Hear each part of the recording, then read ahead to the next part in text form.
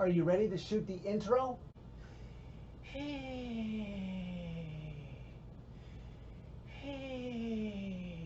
I guess he wants to rest for the game tomorrow afternoon. Everybody's hands go up, way up, as the Nashville Predators defeat the Buffalo Sabres by a score of 2-1. Thank God they finally won in this jersey. I hate for it to become a jinx for the team or the fan base. For the first time in almost a month, the team finally won a game at home. For the first time in over a month, the team finally wins a home game on Saturday night. Can you have a must-win game before the end of January? Yeah, you can, especially after losing to the last place Western Conference team like this team did on Thursday, so they had to have this one. It wasn't easy, but in the end, the Preds found their footing and willed themselves to the 2 points tonight.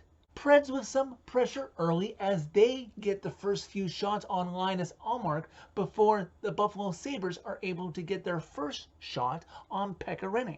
The Preds, though, seemingly look to kill that momentum that they started the game with when Colin Blackwell trips Poilot for the Sabres, but the penalty killers are able to kill it off. Preds return the pressure in the Sabres zone, but can't muster those high danger scoring chances that they need to make the Sabres pay. Despite the Preds not being able to capitalize early on their chances, in the Preds defensive zone, Rinne is being solid and keeping the Sabres at bay. Unfortunately, after the Preds can't capitalize early on their chances, the Sabres finally do on theirs as the puck comes to a wide open Sam Reinhart and he buries it past Rinne to give the Sabres a 1-0 lead. Despite the outcome of this game, and we'll get to that at the end, the Preds do need to get better at responding quicker when they have a goal scored against them. The Preds do get the majority of the shots in the first period, like we've seen so many times this season, but unfortunately trail 1-0 after one. The Preds don't have a lot of fire in them in early parts of the second period as Pekka Rinne is called upon again to keep this a close game. Later, it appeared as though the Sabres were going to get called for too many men on the ice, but the officials soon rescinded it for some reason, and it was never explained why, and we're back to 5-on-5. Later, though, there would be a great fury in front of Linus Ullmark.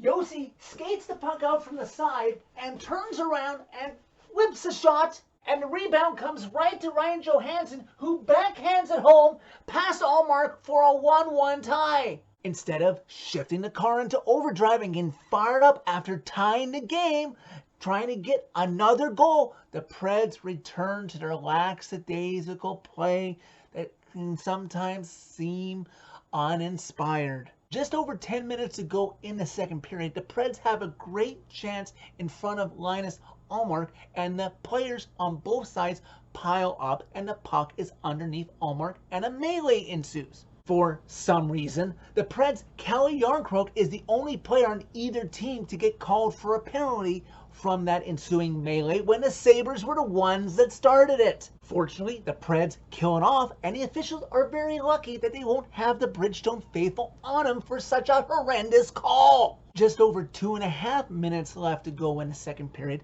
Jimmy Vesey carries the puck on his stick into the Preds zone behind Yannick Weber, and the puck goes behind Pekka Rinne, and Vesey comes out to the left of Rinne, and Rinne makes a great skate save to keep the game tied at 1. The last thing any Preds fan wants to see happen in Bridgestone Arena is for Ratboy to score a big goal.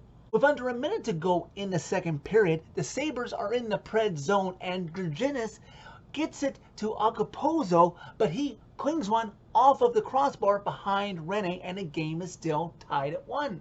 Soon, though, the second frame is done. Game still tied at 1. Sabres outshoot the Preds in that second period, 17-14. As the third period begins, on the Preds broadcast feed, it is mentioned that legendary Preds defenseman Kimmo Timonen is in the building tonight. Any chance he can still suit up for the boys in gold, they can certainly use him. I have to say, in this game, including the penalty that the Preds had to kill in the third, the Preds were much better on the penalty kill in this game. Closing down lanes, not giving the Sabres a lot of room to pass the puck and get off a good shot. Near the end of the penalty in the early part of the third period that the Preds had to kill, the officials chose to review it because it appeared that the puck did go in.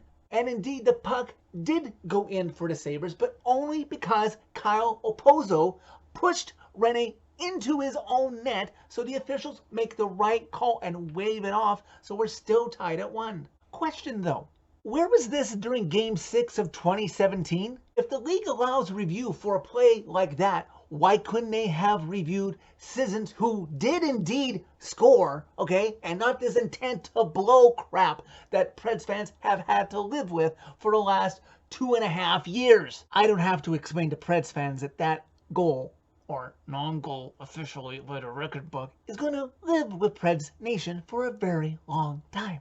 Later in the Sabres zone, Matt Duchene is working his butt off and he gets tripped by Jack Eichel. I complimented Matt Duchene on Twitter for doing so and mentioned that if this team was going to turn this season around, it needed to capitalize on power play chances like this. Well, the prayers of Preds fans would be answered 7 seconds later. Matthias Ekholm passes it to Kyle Turris, and Kyle takes the shot, and it's tipped in none other than soul of Preds fan base, Craig Smith, who gives the Preds a well-deserved 2-1 lead.